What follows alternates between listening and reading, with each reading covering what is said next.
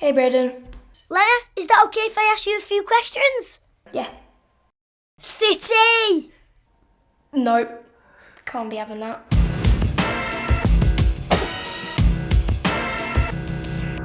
So, Lenna, who do you support and why? Man United, and because have you seen the players they've got? It's just unreal. Hang on a minute. Who's top of the league? I don't know. I don't actually know, to be honest. What was the moment that you knew football was the thing for you? Probably when I went to my first training session for an actual club and I got player of the training session. First football memory. First football memory. Wow, I think it's when I went to a training session and I was playing with boys and I assumed that I was just going to be playing with girls. At this age I was like 4, so I was really confused, and I just went to the training session, trained with boys, and I knew that's what I wanted to do. Just play with boys and just play football, because it was just so, it was just an amazing experience just to play football. And then as you get older and you can get more serious with football, it's just your life, to be honest. Who's the person you've listened to the most in your football career so far? Probably my dad, because he's been the one always there watching every single one of my games. And the one person you've never listened to? Probably my mum, because she doesn't really know much about football. So when she shouts things on the side, I'm just like, okay, and I just don't take any of them in. Your greatest comeback, Lenna? Oh, at a school football match, we were like 3-0 down, and this was like a final, and we just said, you know what, we got to sort this out, and we came back up and won the finals 4-3. What's the most goals you've ever scored in a game, Lenna? Well, I scored quite a lot back when I was younger, but recently in the season I scored 6 goals in a game. And what about the most goals in a season?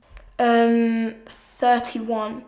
But there's been 11 games and I've scored 27. So, could be a new record. Whoa! Yeah. So, what personal sacrifices have you had to make, Lenna?